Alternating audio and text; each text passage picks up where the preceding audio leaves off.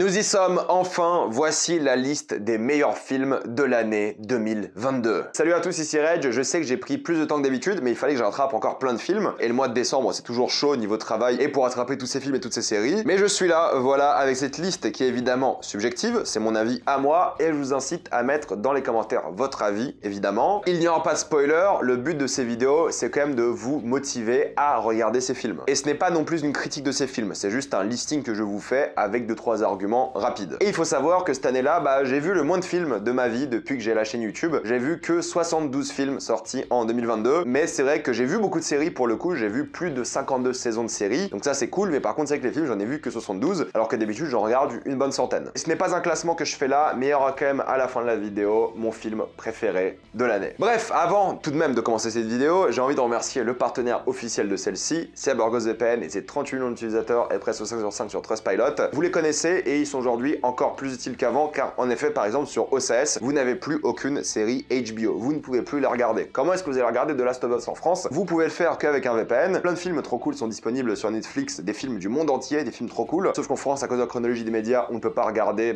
Bullet Train, on peut pas regarder de Menu, on ne peut pas regarder Black Panther qui sort le 20 janvier sur Disney+ dans tous les pays du monde sauf chez nous. Bref, un VPN c'est utile. En plus, vous serez en bien plus grande sécurité, que ce soit sur la Wi-Fi de l'université, de la bibliothèque ou même d'un hôtel. Vous pouvez partager un compte avec 7 personnes différentes, c'est disponible sur tous vos appareils préférés et tout le monde peut l'utiliser juste en quelques clics, c'est génial. Et vous pouvez vous-même l'essayer. Si vous avez des questions, si vous voulez juste voir si ça marche ou pas, vous pouvez l'essayer car vous êtes satisfait remboursé sous 45 jours et vous avez une assistance technique en français 24h/7. Utilisez le lien dans la description en commentaire épinglé afin de vous abonner à AburgosVPN et bénéficier de 4 mois gratuits plus 83% de réduction. Foncez sur l'offre. Commençons cette vidéo tout de suite avec un film qui est sorti au tout début de l'année par un maestro, l'un des meilleurs réalisateurs de tous les temps au final, c'est Paul Thomas Anderson, avec Licorice Pizza qui est un film absolument génial. L'histoire d'amour et le rite initiatique de deux personnes dans une Amérique génialissime, avec une ambiance de folie, une maestria à la mise en scène, un amour palpable, mais aussi peut-être un peu frustrant à certains moments, et tu sais pas si c'est de l'amour ou de l'amitié. C'est un film qui est brillant parce qu'il est magnifique de une, mais il est drôle, il est touchant, les acteurs sont géniaux. Il a capturé un peu, on va dire, l'amour de la jeunesse, que ce soit pour quelqu'un d'autre ou même pour la vie de manière générale. J'ai adoré le moment de vie de ces adolescents, j'ai adoré la manière dont ils vivent justement leur vie, et c'est clairement l'un des films les plus mémorables de l'année. Rien à dire, il est hyper touchant et je vous le conseille. The Batman est probablement l'un des meilleurs films Batman de tous les temps. Alors oui, il faut admettre qu'il y a quelques problèmes à droite à gauche, mais l'ambiance est géniale, elle est pesante. On voit un Batman enfin très sombre, très puissant, visuellement puissant, pas forcément du personnage qui l'est beaucoup moins, mais un personnage qui est tourmenté évidemment, mais dans une ambiance d'un Gotham qu'on n'a jamais vu comme ça auparavant. T'adores évidemment ce côté thriller qui fait penser au thriller des années 90, mais aussi l'ambiance musicale, les personnages. Alors oui, ils sont pas parfaits, loin de là, mais tu les comprends et tu t'y attaches et t'as envie de voir plus ce monde qu'autre chose. T'as l'impression, tu vis avec ces personnages-là. Oui, c'est un bon film, oui, c'est un très bon Batman, et oui, c'est un très bon film de super-héros. Honnêtement, je vous le conseille. Et puis la musique, oh là là, la musique, bordel. Ils ont réussi à clairement iconiser de nouveau un personnage qu'on connaît depuis longtemps, une nouvelle fois. Nightmare Alley est un film qui va pas plaire à tout le monde, mais il est fait par le génialissime Guillermo del Toro. C'était un peu un flop, enfin pas qu'un peu, c'est un gigantesque flop, mais bordel, quelle ambiance de folie, quelle histoire de folie, grotesque, avec des acteurs géniaux, avec une sorte de punition divine, avec une morale comme d'habitude dans les films de Guillermo del Toro, quelque chose d'assez spécial, d'unique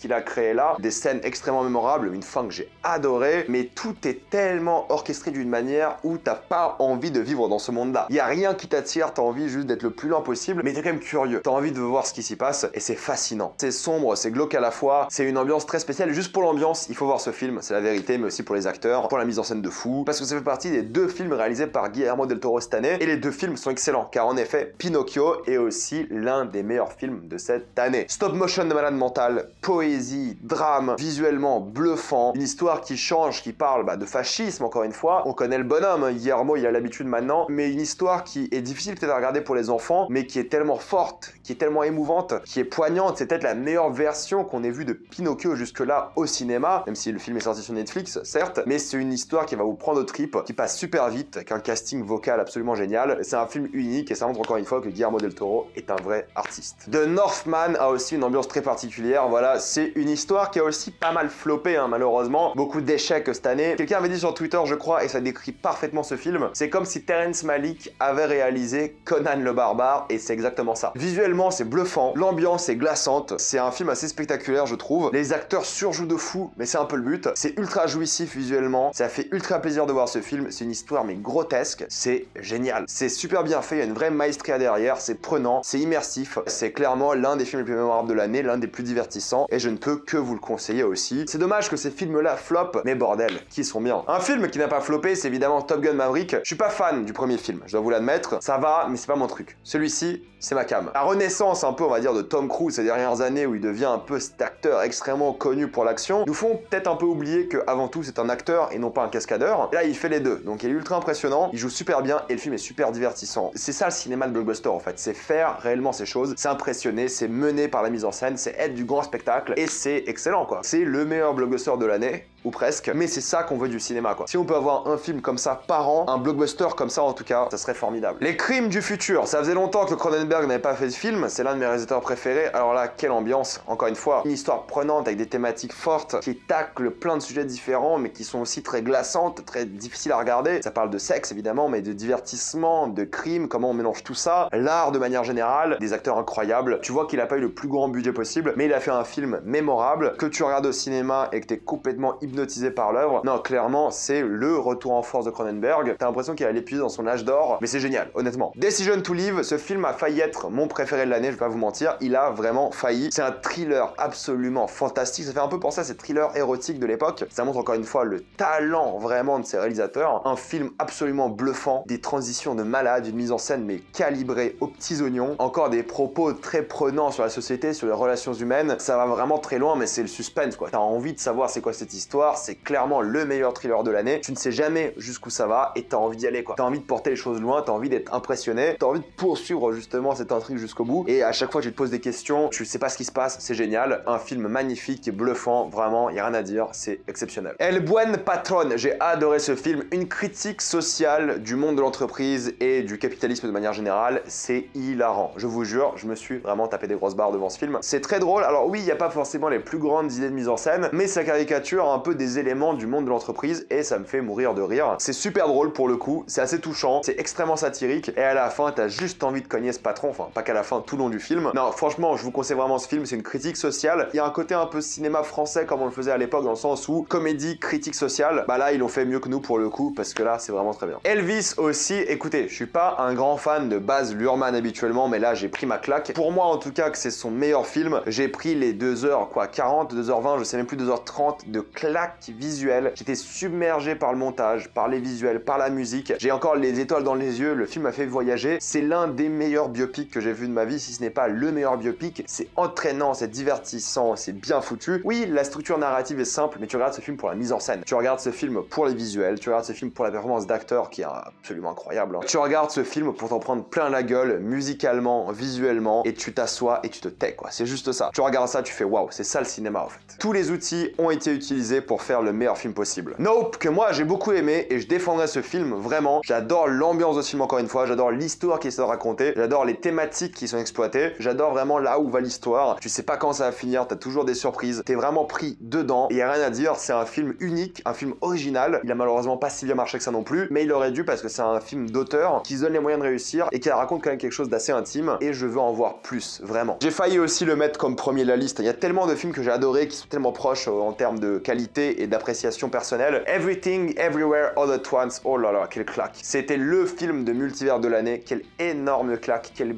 plaisir ultime. Tu vois que c'est un film un peu fauché entre guillemets car il n'a que 25 millions de dollars, mais bordel, quelle expérience pour ce prix-là, vraiment. C'est ultra inventif, ultra original, ultra émouvant, ultra touchant. C'est l'histoire d'une femme qui essaie de renouer un peu les liens avec sa famille, mais aussi ça va dans tous les sens et c'est ça que j'aime. C'est ça pour moi le cinéma aussi, c'est se donner les moyens, être inventif, être créatif et aller au plus loin de son délire. J'ai adoré ce film, j'ai trouvé unique. Pour le coup, celui-ci a cartonné et c'est mérité, mais c'est ce genre de film-là qui pousse le cinéma en avant et on veut en voir beaucoup plus. Armageddon Time, quelle folie ce film aussi. Écoutez, je voulais pas le voir, j'en ai beaucoup parlé sur la chaîne, j'avais pas envie de le voir, je me suis dit c'est une histoire qui m'intéresse pas et bah c'est James Gray. James Gray, bah il prouve encore une fois que le mec est trop fort, il raconte extrêmement bien une histoire, il arrive à très bien la mettre en scène, il arrive à te transmettre des émotions folles, il arrive à te raconter tellement de choses en peu de temps, c'est un film grandiose, des acteurs de fou. Un film qui a aussi été un flop, hein, je crois, mais bordel, quel quel dommage parce que c'est un film brillant, c'est un film génial, l'un des meilleurs de sa carrière, mais le gars a une carrière de folie aussi. Rien à dire, c'est l'un des grands films de la liste. Le Chapeauté 2, c'est l'un des meilleurs films d'animation que j'ai vu, je pense, de ma vie. L'animation est incroyable, vraiment. Merci pour les travaux, pour le coup, parce que j'ai envie d'avoir plus d'animation comme ça. J'ai envie d'avoir de l'animation qui pousse, encore une fois, le monde de l'animation, qu'on change de style, qu'on évolue, qu'on se développe. J'adore la fin, pour le coup. J'adore ce que ce film raconte, j'adore un peu aussi les acteurs, comment ils jouent. J'ai vu le film en VO, pour le coup, mais l'histoire est super prenante. L'un des meilleurs méchants films d'animation que j'ai vu de ma vie. C'est ultra jouissif, c'est ultra plaisant. Rien à dire, c'est une belle claque. Et pour moi, le meilleur film d'animation de l'année. RRR est le film indien le plus cher de l'histoire et c'est de la folie. Ce film est exceptionnel. C'est parmi les 3 heures de film qui sont passées le plus vite de ma vie. Bordel, ça m'a donné envie de découvrir tout le monde du cinéma indien. C'est ultra jouissif, cette amitié entre ces deux personnages-là, mais aussi, surtout, la mise en scène de folie ultra généreuse. C'est l'un des meilleurs blockbusters de l'année, clairement. Il y en a 3 cette année-là qui ont été exceptionnels et celui-ci en fait partie. Pour ces personnages-là, pour la manière dont l'histoire est racontée, la musique est folle, la fin qui est incroyable, plein de moments de génie, de folie, une mise en scène aux petits oignons encore une fois. Donnez une chance à ce film. Il est disponible sur beaucoup de Netflix, par exemple avec un VPN, mais donnez-lui une chance car c'est une vraie tuerie. Et si on parle de forte amitié, il faut parler de The Banshees of Inisherin qui est un film génial aussi. J'ai été très touché par l'amitié ou la non-amitié de ces personnages-là parce que ça, l'histoire du film, c'est un homme qui ne veut plus parler à un autre homme et il essaie de comprendre pourquoi. C'est fantastique, c'est formidable, c'est un film magnifique de une, mais ça tient par les dialogues, ça tient par le scénario, tu sais pas dans quelle direction il va aller, c'est la surprise, tu sais que tu vas être surpris mais tu sais pas comment, c'est grandiose. Je crois qu'il est encore en salle à l'heure actuelle, profitez-en, foncez parce que c'est une histoire assez unique aussi et vous n'allez pas regretter et ça va aussi assez loin. Glass Onion, le grand retour des whodunit au cinéma, j'adore ce genre de film, j'adore Glass Onion, j'adore cette saga pour l'instant, elle est formidable. Le casting, la mise en scène, le scénario qui est fou, les dialogues qui sont incroyables. Comment critiquer la performance de ce film qui est formidable? Le film n'est pas parfait mais pour le coup, quel plaisir, quelle jouissance justement ce film. Rien à dire de ce point de vue là quoi, c'est comme ça qu'on fait un whodunit et j'espère qu'il en fera plus et j'espère vraiment que cette saga va bien continuer car elle est pour l'instant très bien partie. Argentina 1985, c'est une histoire assez compliquée qui est disponible sur Prime Video. C'est un film de procès et le but ça sera de condamner l'armée sur des choses horribles qu'ils ont fait en Argentine à cette époque, enfin en tout cas un petit peu avant. Et c'est un film de procès que j'adore, c'est le meilleur film de procès de l'année. J'avoue que j'en ai pas vu beaucoup mais c'est hyper prenant parce que ça te met déjà dans le contexte géopolitique de l'époque, ça crée beaucoup de tension, beaucoup de stress. Si tu connais pas la fin comme moi, tu sais pas comment ça va se finir, tu sais pas vers quoi ça va donc ça c'est cool, mais c'est hyper bien mis en scène, c'est super bien joué, les dialogues sont super prenants, c'est un excellent film aussi. Si vous aimez les films juridiques, c'est de la folie. Cha-Cha Real Smooth, un film Apple TV, c'est peut-être pas le film le mieux mis en scène, c'est peut-être pas le film le plus original, cette histoire a été racontée 1000 fois, mais que les acteurs jouent bien, mais que le film est touchant, mais que le film est mémorable, surtout que les personnages ont une alchimie de folie qui sont bien développés. C'est un très bon film, je trouve, rien de surprenant, rien de nouveau, mais qu'il est bien. Il a compris comment tout réussir, il a vraiment fait, sans réinventer la roue, mais bordel, c'est sur Apple TV. C'est une histoire touchante d'un homme qui va commencer à se lier d'amitié avec une petite fille autiste, et ça va créer une sorte de conflit avec sa mère, parce qu'il commence à se rapprocher de plus en plus. Je vous en dirai pas plus, regardez-le. Maintenant, quelques mentions honorables. Dans cette liste-là, ça veut pas dire que tous les films se valent en qualité, mais c'est quand même des films que je vous conseille, parce que je les ai vraiment appréciés, je les ai trouvés vraiment bien, pas assez pour être dans ma liste de mes préférés, mais quand même, je trouve qu'ils méritent d'être vus, et vous allez vous éclater, ou pas devant, ça dépend des films, parce que si je vous dis à l'ouest rien de nouveau qui est dans la liste, vous allez pas vous éclater. Mais le film est vachement bien. Un talent en or massif, j'ai adoré, quel pur kiff. Pearl et X, aussi énorme kiff pour le coup, je vous conseille de regarder Pearl en premier, vraiment. Oui, c'est un préquel à X, mais quand même. Belfast, oui, que j'ai beaucoup aimé, mais pas si mémorable pour que je mette dans la liste. Uncharted, écoutez, moi j'ai bien aimé. C'est pas un film de folie, hein, loin de là, mais j'ai bien aimé pour ce que c'est. Pareil pour Ambulance, que j'ai aimé aussi pour ce que c'est. Blonde était assez impressionnant. Alerte rouge, Doctor Strange 2, Ténor, Men, Prey, qui était aussi un énorme kiff. 3000 ans à t'attendre, Sea Beast, Bullet Train aussi, très drôle. Beast aussi, tant qu'à faire. Où chantent les écrevisses, Novembre, Barbare, Le Menu, 13 vies, The Innocents et Red Rocket. Et comme vous l'avez compris, mon film préféré de l'année 2022, pour moi le meilleur film dans sa catégorie, c'est Avatar 2, La Voix de l'eau. C'est l'un des plus grands blockbusters depuis très longtemps, peut-être depuis Avatar premier du nom. Mise en scène exceptionnelle. James Cameron, il a recréé un monde. Oui, peut-être il y a un peu une redite dans le scénario. Oui, peut-être en termes de rythme, il est pas parfait, mais je l'ai déjà vu 2 fois et j'ai envie d'y retourner une 3e fois parce que la 2e fois c'était bien meilleur. Et surtout que